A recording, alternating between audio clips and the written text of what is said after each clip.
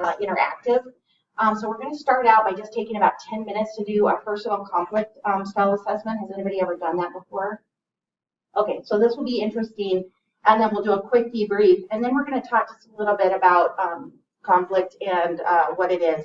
A lot of times we think of conflict as being sort of those moments that we try to avoid or we should avoid, or we get into, to get some type of, specific outcome. But we're going to hopefully get you thinking a little bit differently about it by the time you leave today. And then we're going to do maybe some role plays or at least some discussion about ways we can frame and reframe conversations when we're in difficult conversations.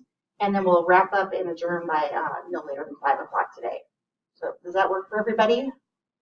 All right. So real quick, I'm going to pass out this assessment. And like I said, answer the questions as quickly as you can. And then on the back page, you're going to go ahead and score yourself by just transferring your answer into the back and totaling them at the bottom. And then you'll shade in the graph on the third page.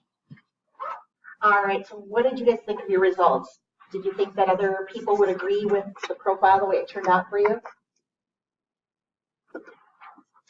Was anybody surprised? Or it looks like everybody's got head nods going on. All right, when you look at your profile, do you think that you have a varied approach to conflict?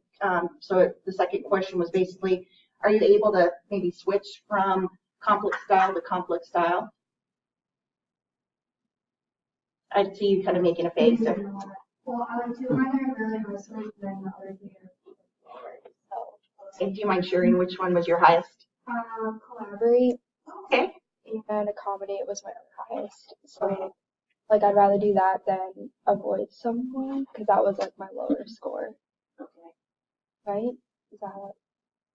You know what? And here's the thing about the assessment that I should have led with is there is no best style here.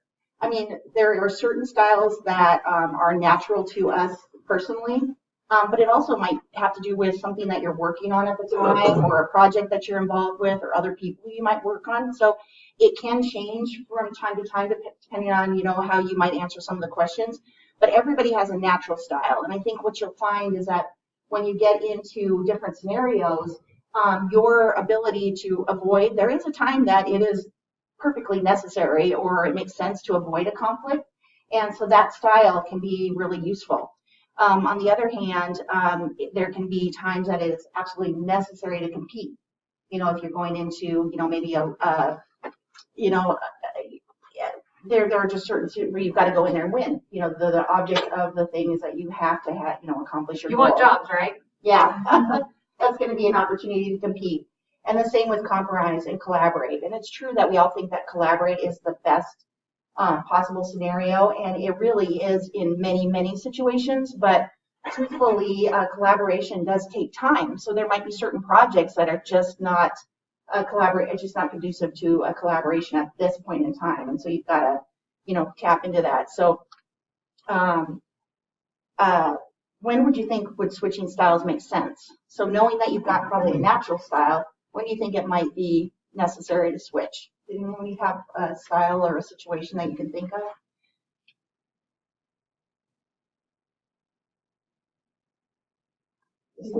Okay. Personally, I'm more competitive, but I don't know if I'm as competitive as this reflects necessarily. So I typically switch styles when my first approach to the situation doesn't work. So how times when you've been in a conflict and maybe reacted competitively or maybe been negotiating competitively in any type of situation, how do you think other people reacted to you? I think in a networking event last night, actually, the goal was to obviously network. So I tried to talk to as many people as possible, but I think I may have not overshadowed, but kind of overstepped maybe for other people who were less shy. Or more shy, I suppose. Okay. So what you're thinking is that maybe in that situation, maybe you could have used that opportunity to maybe be a little bit more collaborative and maybe bring people into it more than being the one to make sure. Yeah. Okay. Right. I don't want to speak for you, but did I? Okay, yeah. Perfect.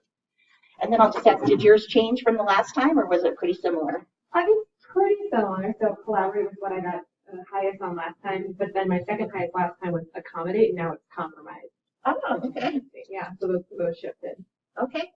Anything come to mind that might indicate why that might have I would shifted? imagine it's shifting team dynamics. Like we have people that leave our office and we have people that come in. And so I think your own personal style can fluctuate depending on what's best for the people that are around you. And if their styles are different than yours, then I have to accommodate and accommodate their styles too. So I imagine that played into it in some degree. I think you're absolutely right. We touched on this a little bit when we were talking about how yours might be different. So did anybody have like another style on here in a situation? Again, I think I just asked this question, but maybe something that kind of builds off the networking example or Raven's example of working with different people. Is there a situation to just kind of get the juices flowing? Yeah, off the competition comment, I was also high on competition. That was my highest one. But I think about a time recently where I was in a conflict with someone who was probably a bit higher than me on the competition. And at that point, it's good to switch your style because it just can get ugly then. And so I switched to a compromise style. So. Yeah, that is a great example. Sometimes there is those extremes, two avoiders together, disastrous. Too much competition can, lead to strained relationships. And then, why do you think you picked the compromise style? Because if I had picked the compete style, you would have taken it further. It wouldn't have worked. I guess I kind of collaborate, compromise, kind of both. But I think in settings like that, it's important to kind of dial back and say, okay, like I see where you are coming from here. This is why I feel this way, and maybe this is how we can kind of meet in the middle. Mm-hmm. Well, and I think you picked a perfect style to really counteract that. So it sounds like you were able to really diffuse the situation by choosing the compromise, And I think another example of compromise where it might be valuable is when you weigh, how important is it that I get my way here? How important is it that it turns out the way I think it should? And it sounds like you chose, hey, I'd rather maybe, talk with him versus, make this into, World War III.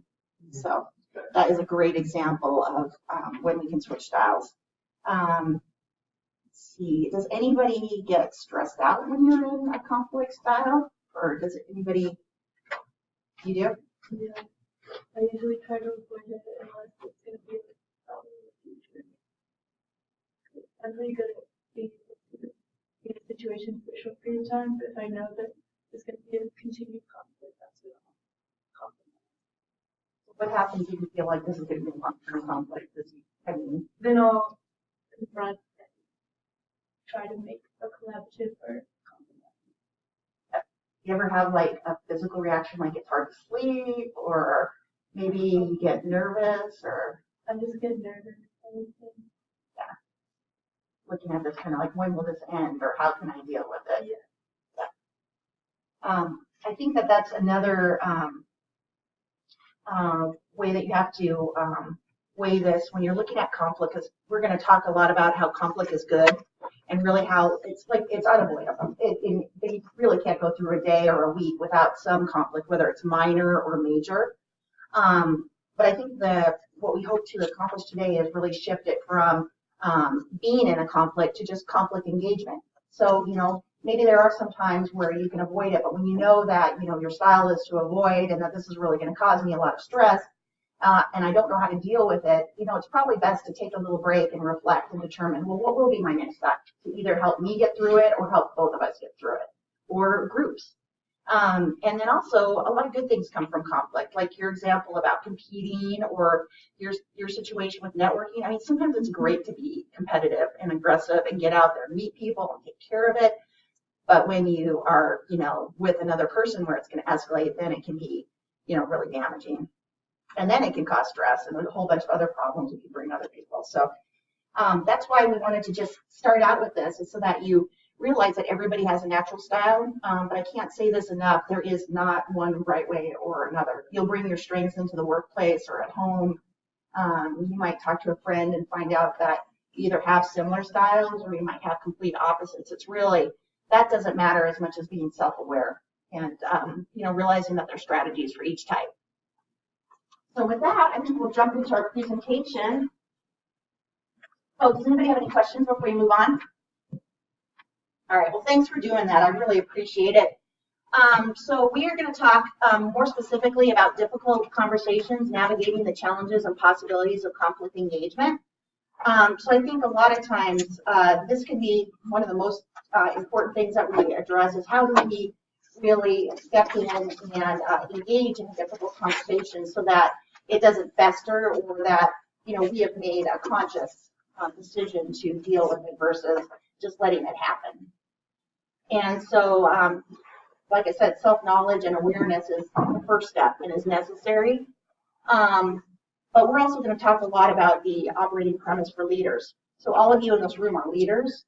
And I think that with leadership brings actually an extra dimension to being good at or be practicing. Because you actually, there is some people that probably appear to be a natural, that they just tackle a conversation, they get in there, they assess the situation, they know the people. But usually that comes with some practice and a lot of self-awareness and reflection.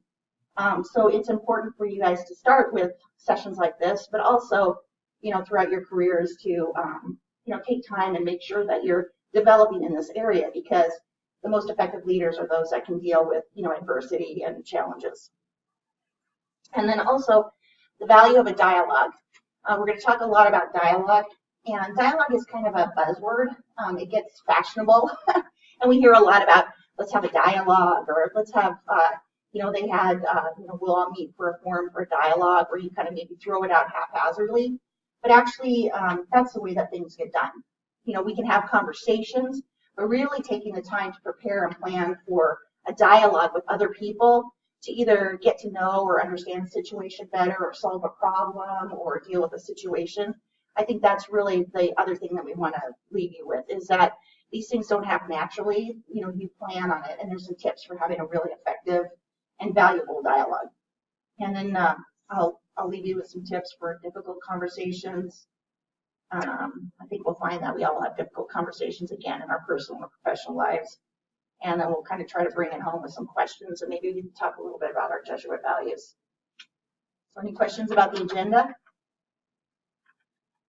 Okay, we'll jump right into the operating premise here. So basically, everything that we talk about today is going to really focus in on these 2 points, that conflict is not always bad, but can be a way to grow and change. And I think that's the most important thing. And I think maybe even in our political environment that we're seeing here, or in organizations that you've been a part of, it seems like things get pretty messy and tense before things can really begin to change. And so that's one of the ways that we can think of conflict as maybe less of something to be concerned about and just something that we accept as something that we need to be aware of and, want to deal with proactively and effectively. And then I think the second one is one that's hard to also, that we don't often think about and often hard to deal with, but sometimes conflicts can't be resolved. But you can learn to engage in conflicts effectively so that they do not escalate and damage relationships.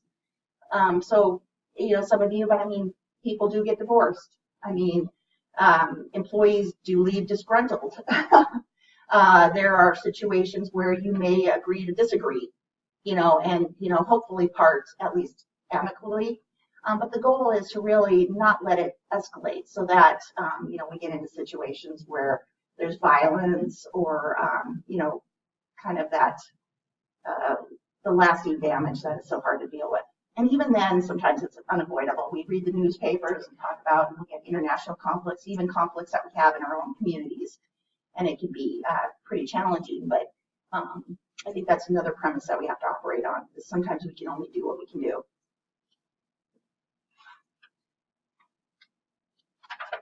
So one of the sayings that you'll see a lot in our program is conflict is inevitable and combat is optional. So we'll start out and maybe talk a little bit about this picture, because I think this one's a good one, because I think we've all been in that situation. Either we're the big guy behind the desk or we're the little guy in front of the desk. have you guys been in either of those chairs? Does anybody have a situation where you can think of where you might have? When you talk to your professor, if you don't know something that, or like you learn something during class, you can talk to them after this kind of situation to catch something. So which one are you? Just small chair. Because you don't know very much about it. Like you ask for the question. Other situations you can think of? How about at home or at, your job or? I'll share one example that happened to me this week. So it's tax time. And so my husband and I met with our tax advisor. And this person has been our tax advisor for years, and doing our taxes and everything. But at this stage in our life, we had some different things that happened during the year. So maybe our taxes were a little more complicated. And, we wanted information and we wanted to find out, how does the tax law affect us? Well, worst thing ever, meet with your tax accountant on a Friday afternoon at 5 o'clock because she'd been doing taxes all week. She was already grumpy and just wanted to get this done. And, for the first time, literally she made us feel, that small when we were asking questions or had us calling people, and we left going, what in the heck happened? We're paying for this. We've got a relationship. And my first thought was, I'm going to go get all my paperwork and I'm going to get a new tax accountant. It was really, something that was ridiculous. And luckily we had left the building and I'd had the weekend to kind of regroup and get back with her because even though that's not, I don't know her kids. We've been working with her for 12 years. I don't know her kids. I'm not going to have any type of story that, oh, we've been so close or anything. It wasn't like that, but we've had a really good working relationship.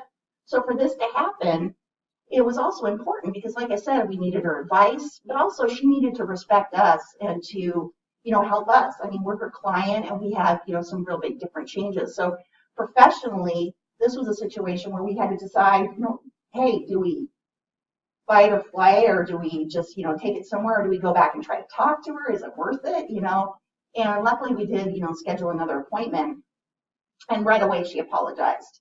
And I can't tell you how much, that diffused the situation by apologizing and acknowledging that, hey, that was a rough night for me. I'm sorry. And we sat down and we worked through some of the questions that we had. And we realized, okay, that was maybe an overreaction on our part to decide that, hey, maybe we need to pick a new tax accountant. So on one hand, it's kind of a big deal at this time of year. And, we've got, some situations. But in the future, these are the types of things in the next 5 to 10 years that you guys will be dealing with. You'll be having those relationships that are your good friends that you may want to invest a lot of time. But you also have to think about how you're going to be really interacting with people who are, your lawyer or your accountant or your babysitter or, all these different people in your life that you really, it would be time consuming and costly for us to, after this amount of time, go and establish a relationship with someone else and get that information. So that was a time where we were able to turn it around. And on the second meeting, we felt more like the customer in the big seat, able to kind of take back, some more power in the situation and work with her. So does that jog your memories to maybe think of maybe another scenario where you've been able to turn the tables and, maybe balance the power? You go into recruitment when you're a freshman, kind of like a little guy. That's a great example. And then you're a junior now, so like a big guy, and you just act like a little guy. So how would anyone change? But to balance it, I guess just being really engaging with them, laughing, and being more connected with them. Kind of So do you think having gone through that experience and being the little guy, so to speak, did that make you more aware of how, you should how be? nervous they are and how you should go up to them, so having them come up to you. So. That is a perfect example. And you even kind of led right into, the value of a dialogue. Going in there and initiating the conversation and being interested in, them or, taking the initiative to help them, start talking with you. So when you took that approach, did you find out that you were able to find those guys or people that you wanted to bring in more effectively? Or I think whether they were good or not, I think they started off with that much better, much more comfortable. And so I could get a better understanding of what they could bring to the community. Great. Anybody else? Are there any siblings in here? Anybody with younger or older? Younger siblings? You have younger and older? You're in the middle? Younger? I'm the youngest. And for many years, I was the little one. My brother's 6 years older than me, soldier. And then I have a sister who's 2 years older than me. And don't we have this all the time with our siblings? Especially like as a little one, I just want to be cool like my sister or my brother, frankly, my brother. And at some point or another, that table kind of turned, right? As we all became adults. And it kind of builds on your story a little bit that once we all went to college in different places, and my brother and sister are both professionals in their own fields. But now, you know, when my computer's broken because I clicked on a link that I probably shouldn't have, I call my brother. And I'm still a little kid in the little chair, and he is lecturing at me. But when it comes to human behavior and social sciences, I bring it. And I often feel like I'm a kind of lecturing, especially to my brother, about voting patterns or how people get into situations because he's not very good with people, but he really likes computers, right? Or the same thing, my sister's an artist. I don't know, that's a nice wall, it's pretty. I don't know where to hang things, this is not my thing, right?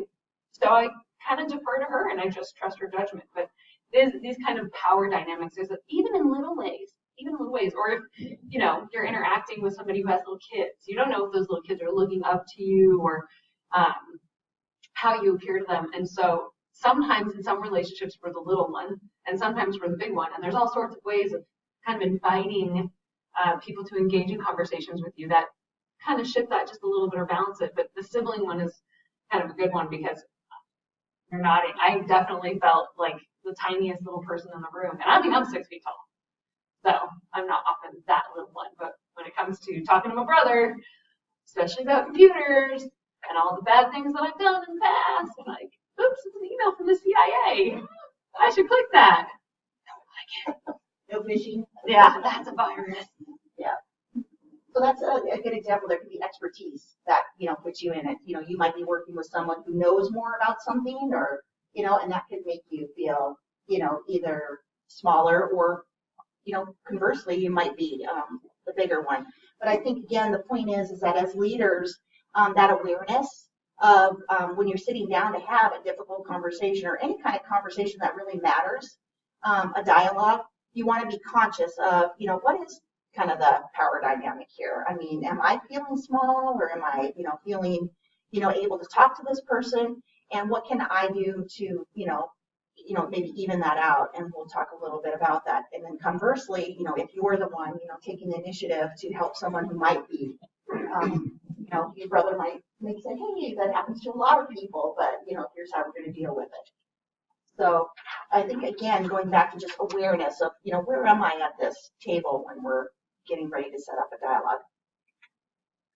So there's a couple of tips, and these are really, when we talk about negotiation and conflict resolution, these are sort of our like bedrocks. I mean, we come into any situation thinking of the next few points that we're going to bring here.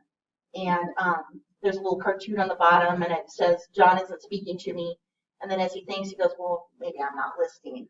And so I think the second thing, you know, in addition to really being aware of, you know, the power dynamics, I mean, am I speaking or am I listening? And there's a difference between being in the room and, you know, engaging with someone and actually hearing what they're saying. And so the first tip is to separate the person from the behavior. And so again, just because this is fresh in my mind, going back to my, you know, example with our tax person, first of all, you know, just step out and instead of, you know, thinking, hey, what the heck, she is just the worst person ever, step away, say, oh, you know, I really felt like I didn't get the information I needed, and it was Friday night, and we're going to have to get that information, versus, you know, directing all of my, you know, uncomfortable and my, you know, anger about the way the situation played out at the person. So it's not always easy to do. And sometimes the easiest example is like roommates. Have any of you had a situation where you've either had the worst roommate or the best roommate ever? Is that something that I know I see you, it resonates with you, Anybody else? I'm just reading some faces. So when you have that situation, maybe throw out any scenarios or something that you maybe had that was really. I think one major conflict last semester was we had rotations for taking out the trash. And the people that led the rotation behind me would get really mad if there was anything left in the trash, even though we're human. Trash isn't going to just stop week by week. So, and then they didn't take out the trash when they had their chance, so we had to work through that. Were you able to work through it? We both confronted each other about it. And it not completely, but I live with different people now, so it's okay. That's one way to take care of it. It's the ultimate avoidance strategy. Just move out. Yeah. But I think that's a good one because you're thinking, so listening to that scenario, some of you may think, oh, that happens. I mean, honestly, a big deal. Just take it out yourself. You know what I mean? That can come to it.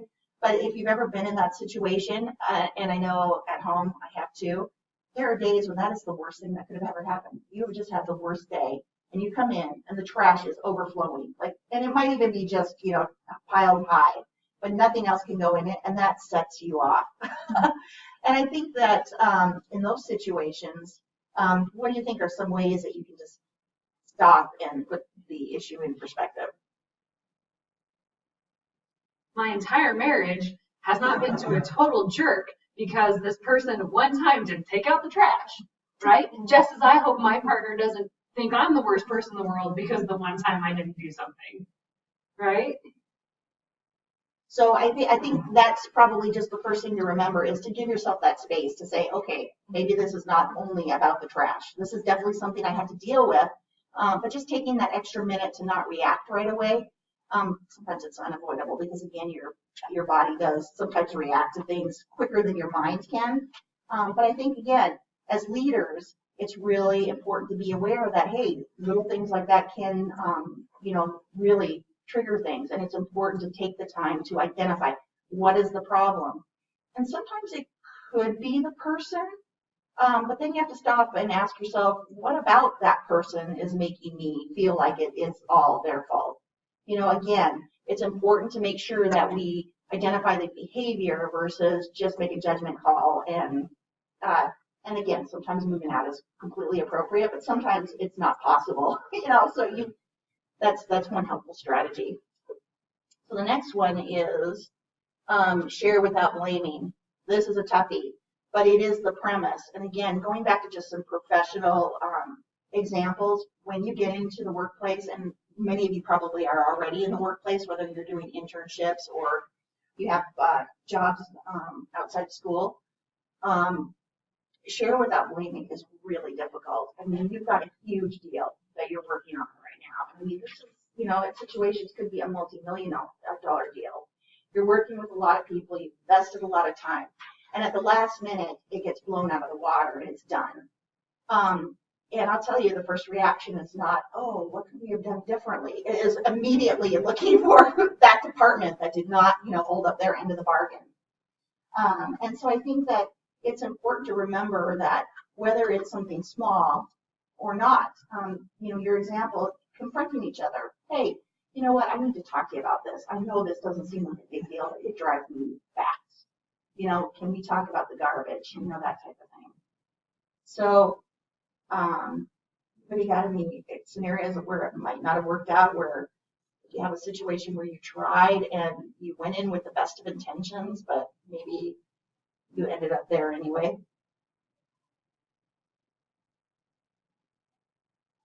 Come on, siblings.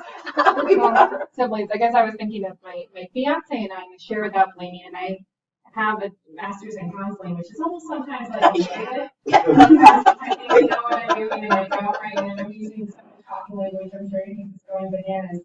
So I think it's multiple things that share without blaming. I hear myself when I have emotions attached to what I'm talking about, that regardless of whether I'm not blaming with my words, I'm almost blaming by the emotion I'm bringing into it. So I feel like that's where this becomes the most difficult, is depending on the emotion of whatever the conflict is. Like, I think that I would be able to succeed with this a lot more at my workspace where I don't typically bring as much emotion in. But if I'm like feeling heat because whatever this is so important to me that even when I'm saying, I know that you didn't try, and I get it, like it doesn't matter that I'm not, that I'm sharing the blaming language. The blaming is felt. So that's where I feel like this is particularly difficult because it's almost a state of mind too. Like for me, I have learned that I'm like, I need to go watch an episode on Netflix. I'm going to go in the bedroom and then I'm going to come back. And like, that is the best way for us to deal with it because I can't share without blaming right away if I'm really heated. And you identify that anger. Like you get it, like See, that's the thing. We can't just turn our emotions off. What we have to do is kind of lean into them and know like, oh, I'm feeling really upset. Like maybe I'm being irrationally upset about this. What's that feeling, right? Emotions are hard because we oversimplify them. The English language can't actually really help us to vocalize what our emotions are. Has anyone ever been so ticked they started crying? That is my favorite. I do it too. I'm so mad at you, and then I'm crying. Like there's like so mad I'm crying is not one concise emotion, right? It's like a bunch of things, and our vocabulary doesn't. But like often we think that shutting down the emotions makes us better communicators, but actually really leaning into them and then understanding, okay, what do I need to do so that I've identified this emotion and once I'm through it enough to have a conversation, I can even say, I really felt angry when this thing happened, and I'm feeling better about it now. But even talking about it is bringing some of that back up. So it's it's a tricky thing, those feelings. Yeah. It kind of reminds me of something I heard, which is like codifying your brain. So like we all have the same basic structure of the brain, but we don't necessarily have a manual for it. But like when you feel an emotion, like you brought up that example, having that kick in a positive feedback loop where like anger equals Netflix equals like time to chill out, then we go back into the situation. But like whenever you have a certain emotion like that associated with some positive activity that can like either delay the time between stimulus and response or alter your state of mind so that you can go forward. That so well said. We're done. Yeah. Well, that was good, but I just want to see Raven heated.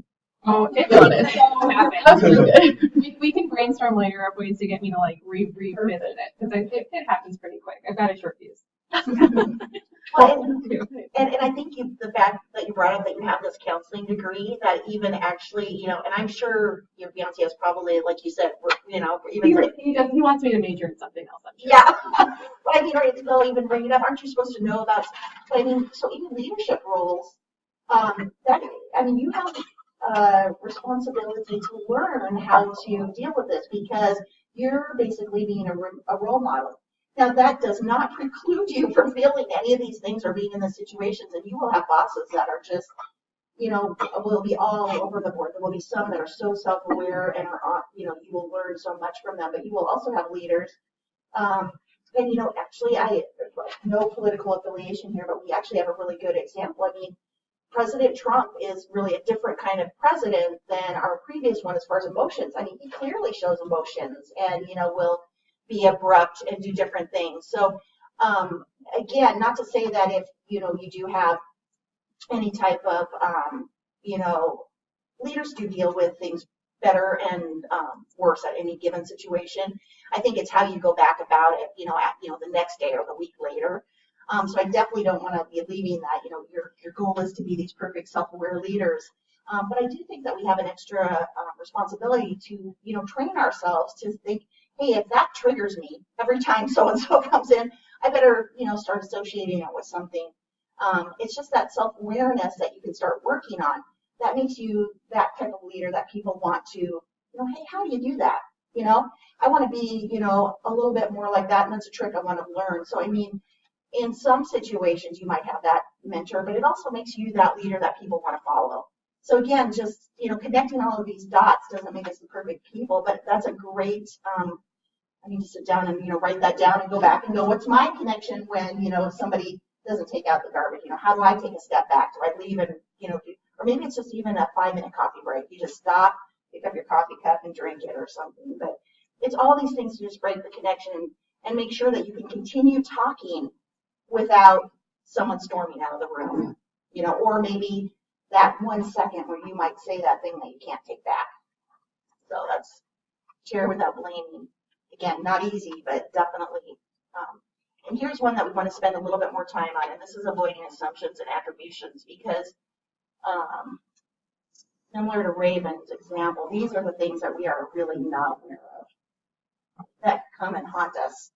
And so we'll talk a little bit about Attribution theory. yes. Who knows it? Who's heard of it? Does anybody know what that is? Yeah, you're in the hot zone. You nodded and make eye contact. Well, I mostly know about it in terms of the journalism context. Okay. But not necessarily And conflict negotiation. Oh, I'm sure it's probably close.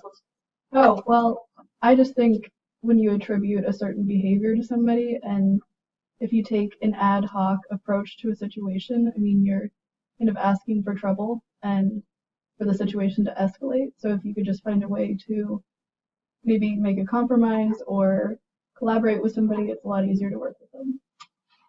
Yeah, there's an even better, and it's sort of the way we understand it in human behavioral sciences is that I'm, again, going to throw myself under the bus because, yay, buses. I spent 5 years in Atlanta. Anybody drive through Atlanta or have been to Atlanta, spent any time there? Yeah, Raven has. What's the traffic? I haven't driven through, but been there. Did you see the traffic behavior there at all? Yeah, I mean, it was like a church group when I was young. So I was Okay. All right. So you're in the metro area, metro, and one major thoroughfare, and everyone's going 90 until a tornado goes down the road and stops everyone, and then you have to wait for 4 hours to go half a mile. It's crazy there. I love Atlanta. So this is not bashing Atlanta at all, but then I moved to a slower pace, less traffic-y Omaha, in my view. Now, if you grew up here and you've seen the traffic change, I can see that it's getting worse for some people, but for me, this is a very laid-back town where the speed limit is not, I mean, it's still a recommendation, especially on Dodge, but in Georgia, it's really a recommendation, right? So it might be posted 35 and everyone's going 70. So sometimes I can drive a little aggressively, and maybe that means I've been in situations where I followed too closely to the person that was in front of me because I wanted to go faster than they did. And wouldn't you know, I'm a good person, and I just really need to get to this place, and it's very important, and it's important to me not to be late, and I just need that person to get out of the way. But when I'm not in a hurry and I'm not feeling like breaking the speed limit, and I'm just driving a normal, safe speed and obeying the traffic laws, and someone's riding my tail, that is the worst person on the planet. I have all sorts of names for that. Attribution error 101, right? I give myself the benefit of the doubt. I'm not a bad person for doing it. There's a circumstance that led me to do this thing. But when someone's doing the same behavior, I attribute it to a character flaw. It's in their nature. They're just a bad person. Like, that's attribution theory. You're so good at it. And now, you know, I'm aware. So first of all, I try not to tailgate, especially when it's snowy, because that's not great. But also, like, I'll actually have a conversation with myself in the moment, like, wow, I'm being really judgmental today. That's a major attribution. Like, I actually do that because it's just like, once you're aware of it, you notice yourself doing it, but like, it's so easy to do all the time. And again, siblings, this is like a real thing, right? So anybody can think about maybe some examples or times they've done this, or I don't know, anybody watch The Big Bang Theory? Does Leonard not do this to Sheldon constantly in every episode? He's always like, you're just being a jerk. You're just being a jerk, but he's just kind of mean to Sheldon. I mean, Sheldon's kind of asking for it. Real good, strong. I was going to say, is that your attribution? So that's really the bottom line, is that sometimes without even being aware of it, we can, you know, really impose our own thoughts and beliefs on other people without even really knowing them. So there may be certain people or certain things that happen, and you're not even sure why that just drives you bananas. I mean, like she said, you know, she's running late. She has every reason to be going a little bit faster. But, you know, not knowing this other person, you know, maybe, you know, they're, you know, have time to burn and they're going to be there late, you know, a little bit earlier. And they have no reason to go fast, you know, but we don't know that. And so, you know, we're just automatically putting that on. So that very assumption that she makes her an even more aggressive and angry driver. And may escalate conflict, So I think that avoiding assumptions and attributions. Now, digging a little bit into your own personal lives, like have you ever had a situation where maybe you couldn't quite understand what was going on, but there was something that just was not right? That could be because you had some unknown assumptions or attributions. Do you like it when people make assumptions about you?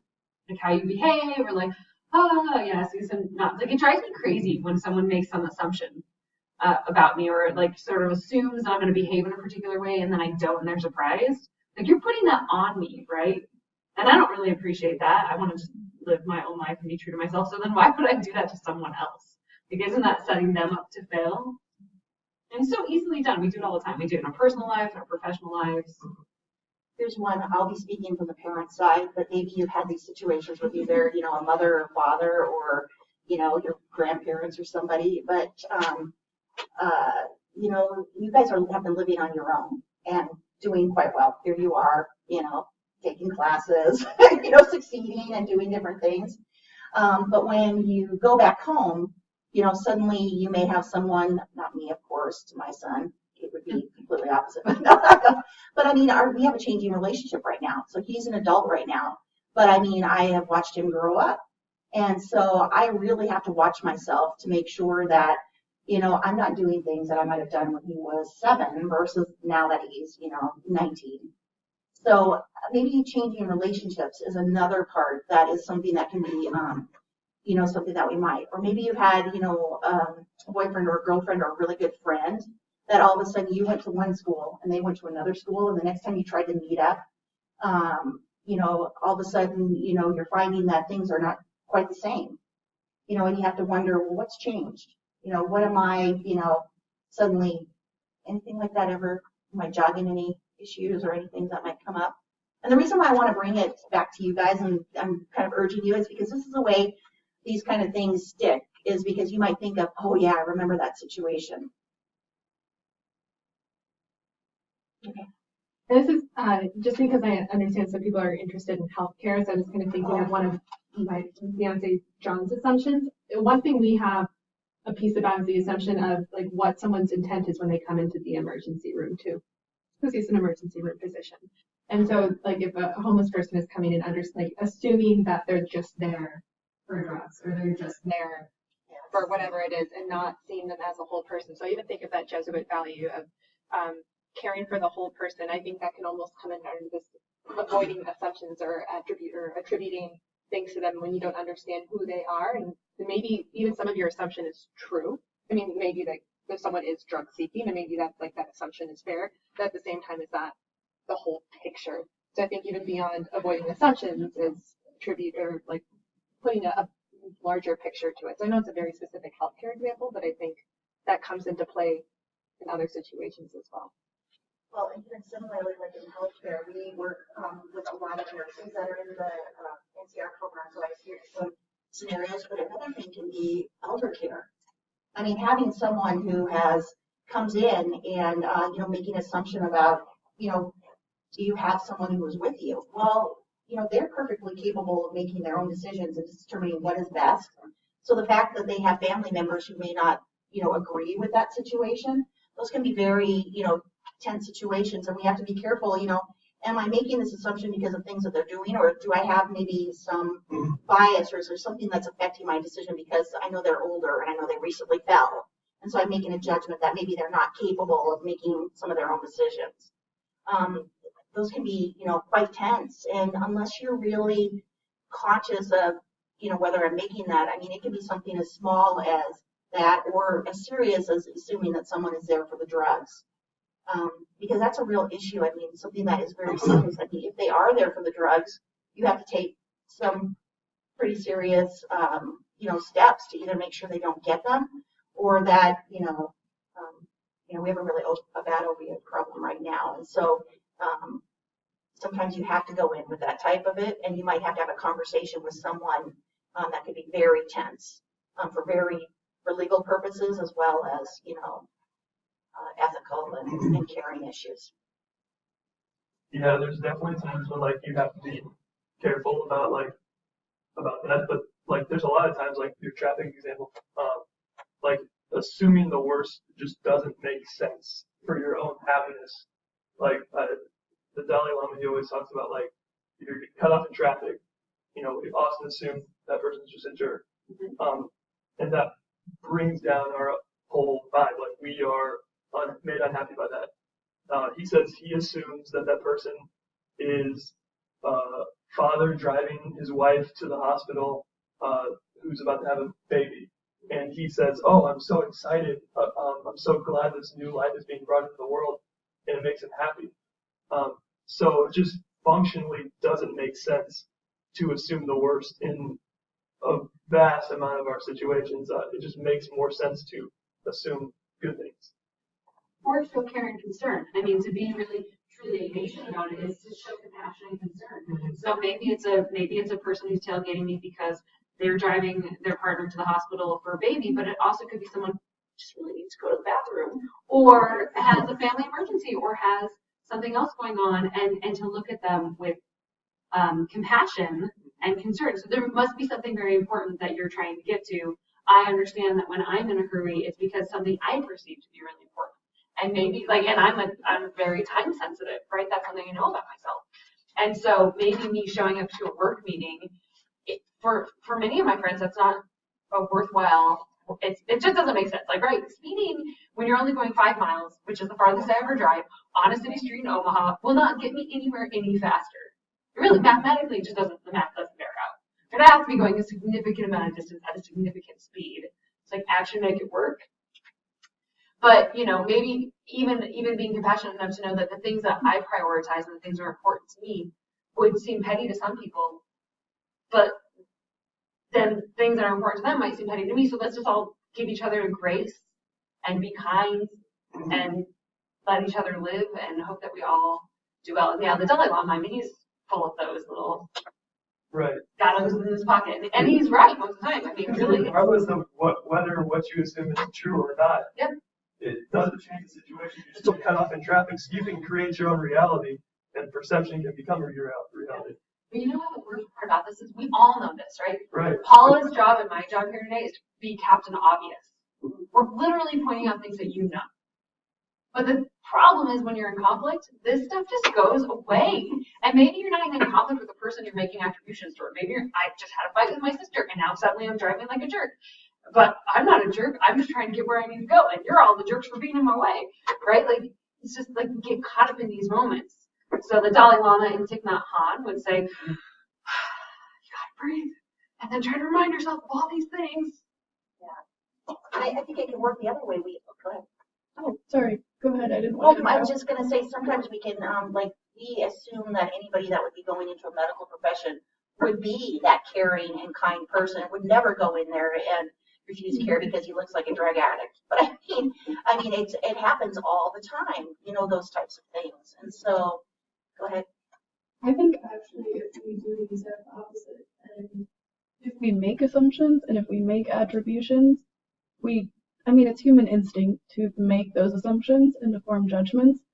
But if we did the opposite and if we erred in their favor, I think the results would be a lot different. Giving people the benefit of the doubt. Yeah, kind of off of your point. Woo! So, good examples. Really great examples. But I do want to come back to your journalism too, because I was curious just on the attribution. So strictly from the journalism, so what are some of the things that you have to do to make sure that you're reporting fairly? Well, I'm mostly in the legal field, so just kind of dabbled in a journalism class, so definitely not an expert. But in this case, it's particularly about legal boundaries and what you can and cannot ethically report, and saying, so if you say, for instance, that a police report stated this, that would be an attribution, which would be, ethical technically, but a lot of the times journalists don't actually do that. So in application, it doesn't work out as well as it should theoretically, but I think in law, you're going to probably deal with this a lot too, is that you're going to have to make sure that you ask questions versus, check your outcome, those types of things. There's a lot of competing factors there. else on assumptions and attributions before we move on? Who's seen Office Space, the movie? I'm not the only one. Oh my goodness, this is your homework assignment. I just, the printer scene, you guys don't know where they're like beating a printer to rap music But with I a was bat? the hop to conclusions, Matt. That is right here. See, but I actually sent that printer video to someone saying my printer wasn't working. So like if you watch that, I swear it spans the decades with you because the anger you feel at a printer today, it was the same anger someone felt at a printer. And I assume ill intent from that printer. That's what they tried to get. It exists to make your day go poorly. That movie just had its 20th year anniversary, and it's just as life-changing 20. You all need to watch it. It's amazing. But there's a hop to conclusions, Matt, that exactly is this, and it's exactly what you're talking about. Like it's not always great to hop to conclusion, right? Okay, well, I just dated myself. Yeah, we're all dating. Go to the next point. All right, truth is subjective. That kind of goes along with what we've talked about. I mean, there are times when I have felt like it's indisputable and correct. And somebody else has a completely different viewpoint of something. And even this is something that comes into my play every day. I have to ask myself, are they looking at it the same way I am?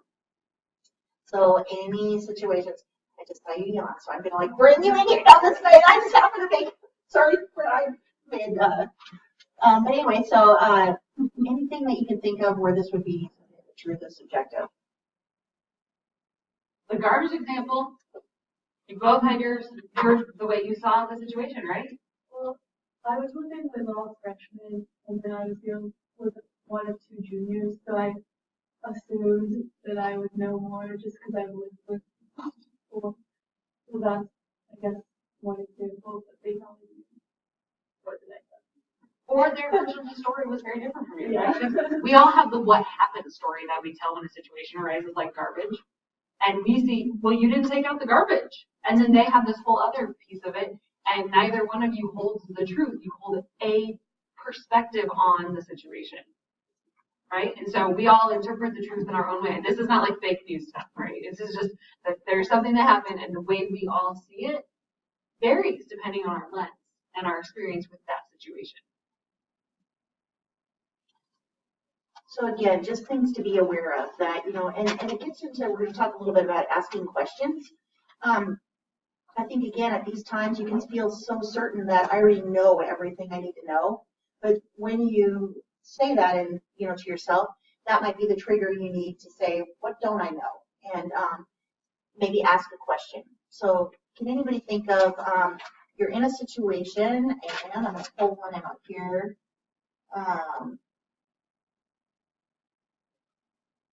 Well, we could go back to maybe some, you know, maybe a medical example when you're going into the doctor and your mom or dad or a friend calls and they've gotten some sort of situation. And to you, it seems perfectly obvious that, you know, well, you've got to take the treatment. You know, you've just got to do it this way. If the doctor told you to do that, you need to do that. What would be a situation that you could maybe approach it differently without offering your advice first? So you just hear this situation and, you know, your inclination is to let them know what you think. I'll give a concrete example. Okay, thank you. My friend broke her foot. She could not use crutches, so she had to be on a scooter. One of those like little wee things, but that meant on snow and ice was not a good time. Or airplanes. And part of the healing process, as I understand it, I am not that kind of doctor, is that you got to get circulation going, which requires putting a little weight on the foot. Her doctor, after months of her scooting around, told her she could come off of the scooter and start using her foot, get out of the boot. And she texted me and said, the doctor told me I could be out of the boot, but I've decided I'm going to keep it on for a few more weeks and still use the scooter.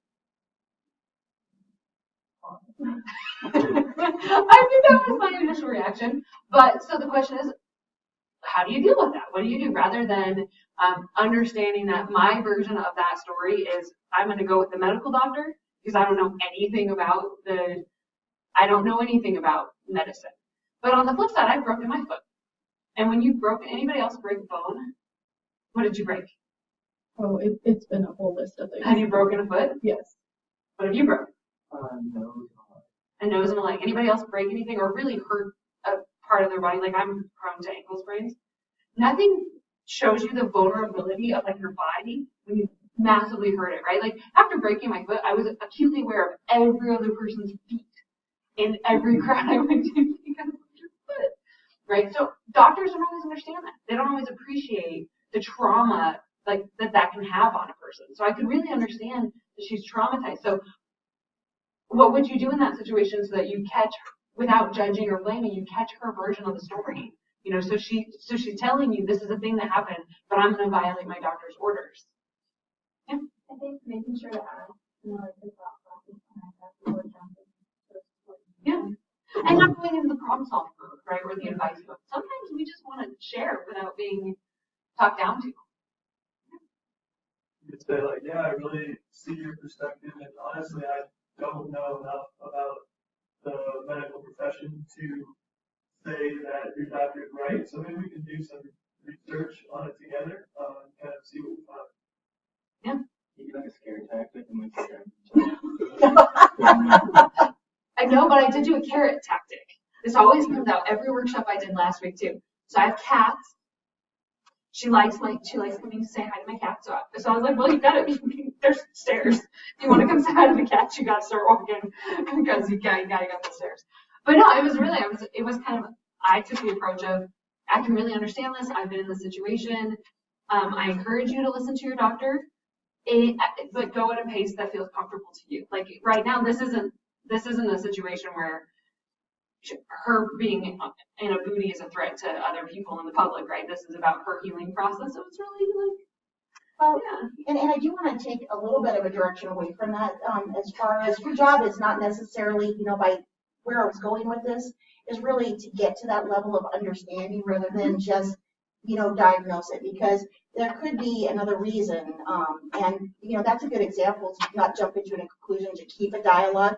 Let's say you're in a situation where you're in an organization that you're in and you're trying to decide on the fundraiser, or I don't know if there's any types of situations that really have caused some situations where you might disagree. Like, maybe in your fraternity or something, situations where you have to make some group decisions and there are people that, just oppose each other and you completely disagree with the reason.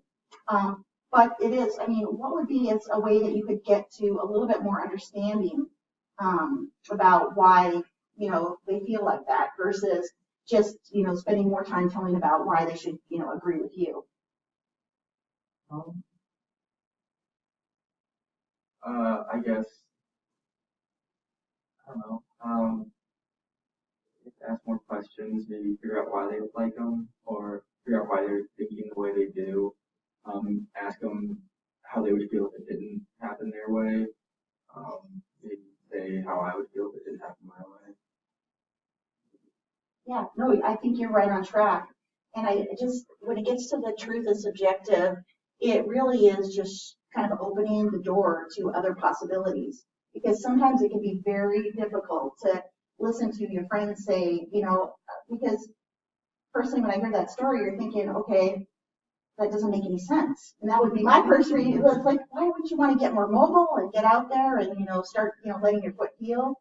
But when you find out that, hey, I'm actually afraid of, getting injured again, that allows you to empathize, and it makes it a lot easier to talk with that person when I understand that, hey, they're afraid of getting re-injured versus she's being irrational and this makes no sense why she's thinking like that.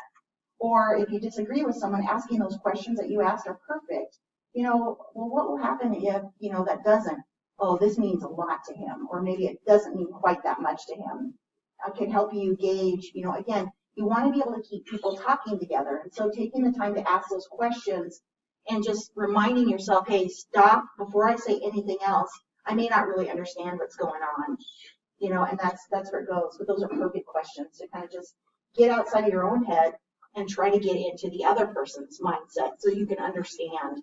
And that goes into our next one. I know we're just got 15 minutes, so it's very difficult to really listen and hear and understand when you're going through all these reasons in your mind why something should be a certain way. And so that's where, we talk about these different scenarios where you can think of things to just get yourself out and, kind of widening your perspective. And again, much easier to talk about, listening to hear, to understand than actually doing it when you feel strongly about something or when something seems wrong to you or contrary to what, your experience has been.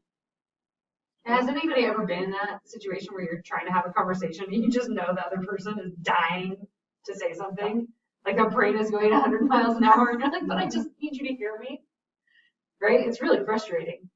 So we would hope that if you can like still your mind yourself, there's this idea that people reciprocate the action that they see. So if you can kind of calm your mind and really listen and hear, and maybe if something occurs, you jot it down or like, okay, I'm going to try to remember that, but just really be in the moment, be present in the moment, that they maybe could learn to reciprocate as well. So, but it's very frustrating to be in conversations with someone who just like is going for it every second. It's almost a deterrent to talk, right? Because you know that they're not really hearing you. And so this could be a situation where in negotiation conflict resolution where you might want to bring in another person. What can you hear that I'm not hearing? Or did you understand it the same way? Kind of have someone to bounce off ideas and expand it, or someone that can actually, help you guys, recognize when, someone's just trying to talk over something. So that's another option, is to, use your team members and friends to help you hear and understand. And finally, the platinum rule. We're all familiar with the golden rule. Does anybody know what the platinum rule is? What's the golden rule? And who tested out as an avoider? Conflict avoider? Anybody? So and I'm not. So if we were in a conflict and I came and I treated you how I wanted to be treated, which is I like direct confrontation, would you like that? That doesn't suit your style at all. Can we surmise what the platinum rule might be then? Treat other people as boom. Doesn't get enough attention, right? Like we should talk about the platinum. Meet people where they are at. Treat them as a whole person, right? Sorry, I stole your thunder. I love the platinum rule so much. I really want the world to embrace it. Well, and going back to my situation with the taxi. I mean, really what it got down to is I didn't get the experience with my taxi cameraman that I wanted to that night. I had a way that it was going to go. It could be with my husband too. You've got this big night, you make this awesome dinner. You think that they are just going to be so delighted that, you've done all this work, or, maybe you had made plans with a friend and you are looking forward to it. You guys wanted to see this movie for a long time, and at the last minute they cancel on you. And instead of thinking, oh my gosh, what happened? Because you canceled on me. I mean, is that often your first thought? Your first thought is, how could they do this to me? So that's kind of, again, it's something to be aware of. Why am I reacting like this? Is it really because I can't see this movie tonight and might have to go tomorrow night? Or is it because I really feel crushed that that person didn't think spending time with me was as important as I thought it was at this moment in time? Any other examples that you guys can think of? We'll bring it home here. For me, I definitely legislative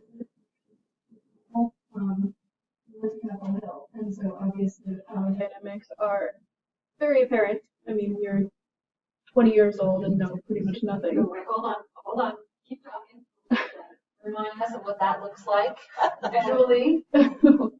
The person I talked to was very apparent about reminding us to be sensitive to time, and I respect that, but the time was designated for us to be talking. So I think it was kind of interesting trying to shift between accommodating his schedule and getting across our point. Did you feel like they should have given you more attention or less attention? I think he should have given us more attention from the beginning. So we kind of worked in that we were constituents and this is why it matters to us and this is why it should matter to you. And he was very understanding. That's perfect. Adjusted to the situation. Yeah. So that is a great example of really, treating him like he needed to be treated. I'm busy. I've only got a few minutes. I do want to be here with you, but I, unfortunately have another meeting. And so it sounds like you reacted the right way. Did you have the same reaction to that situation? Do you feel like? Well, it was that was a different person, but it went pretty positively. I mean, I didn't intend on changing his mind. I didn't think that was going to be the outcome, but he was polite and it went well. Yeah. You feel listened to then? Yeah, I did feel listened to. I felt listened to. I didn't know if that would result in action, but I certainly felt listened to, which is, I feel like, kind of sometimes dangerous in the political world, because people can feel very listened to, and then they say, oh, like, I was listened to, I'm going to go away and stop applying pressure, and then nothing gets done. So that's just a tangent. But. No, I think you can try to make that assessment, because there's two takeaways that I get from what you said. Is number one, this might be a perfect example for you to remember in the future when you're dealing with somebody who comes to you with things that, but at the same time, recognizing that, hey, I felt listened to, he heard it, but did I have a next step? No, I have to go back and take the next action step. So I think as far as just a strategy for getting things done, you made the first step of dialogue, but the dialogue's not over. And so you need to come back and make a plan. What are the other ways that I can get in there? And knowing that he's very busy, that he may not listen, who else can I talk to? How can I get him to listen a little bit more? It might be that gets into a whole different strategy issue. And that's actually something that's kind of exciting. And that's some of the things that we get into in the negotiation and conflict resolution program is how do we make dialogue effective? So, you got 10 minutes with someone. Okay, that might at least, make a message. But, I mean, the fact that I left and thought, well, what's he going to do next? That is a very powerful observation, and that helps you determine the next step. So, it really, again, these things are all about awareness, and I hope that that was something that you could take away. I'm going to just pass out the Jesuit values, and maybe, I know it's Friday night at 5 o'clock, so but maybe some this weekend or, Monday, you can come back and just say, hey, out of what I heard, what stuck out to me, and maybe for yourself personally, just link it to one of these Jesuit values. Because I think it's another important thing is to take some time and reflect back on what you hear, especially in something like engaging in dialogue, because these are easy topics to put out of your mind and just say, hey, that didn't go well, and just forget about it. But again, the key to being effective leaders and people that bring a lot of value and get things done is the fact that you are constantly, recognizing what went well and what didn't. What are the things that I'm doing well, and what are some areas that maybe I need to explore and find out I can do a little bit differently. So hopefully that might be, I'm going to turn it over to Amanda here, but hopefully that might be something that we've planted in all of your minds today. Do you have any questions about any of this? Was it helpful? Just to think about sort of these really easy things that we can do to make conflict a little less painful, or maybe a little more productive. So I just wanted to take a minute to thank you all for coming here. But in our defense, it's freezing outside, although it's practically tropically steady. Tomorrow is going to be worse, and then Sunday is going to be bad. The high is going to be 6. So if we're going to hold you on a Friday evening, this is the weather to do it in. If it was sunny and beautiful, I think it would be a very different kind of interaction. But I wanted to take a moment to thank you for coming, and also to thank Paula. So we love to showcase the work of our students on campus, and our program is online only. And so it's a real treat to actually have a student who lives close enough that can come in and work with students. This is her second time coming to work with the juniors, the Junior Edge Scholars. She does a lovely job. Shameless promotion for negotiation and conflict resolution. We have a bunch of 5-year programs where you can actually do a bachelor's and master's in 5 years. So that might be something that you look into. We actually give classes away for free. You get a couple classes that, well, we don't get any money. You pay your regular tuition for them, but they count towards your master's degree if you decide to go. And if you want to know more about this conflict resolution and what it looks like sort of at a higher level, maybe these political scenarios or anything, feel free to reach out to us. We're happy to always chat with you and talk through any conflicts that you're having. So with that, I'll leave you. If you have any other questions, feel free to pop up to us or, yeah. No, thank you guys. I can't tell you enough. You guys were really great in bringing in some good examples. And like I said, I hope you have at least a couple of things you can take with you into the weekend. And good luck in the rest of the school year. Yeah. And then one more year. Thank you all. I promise to send more emails. I know you get really lonely when I don't plug your inbox, so you guys.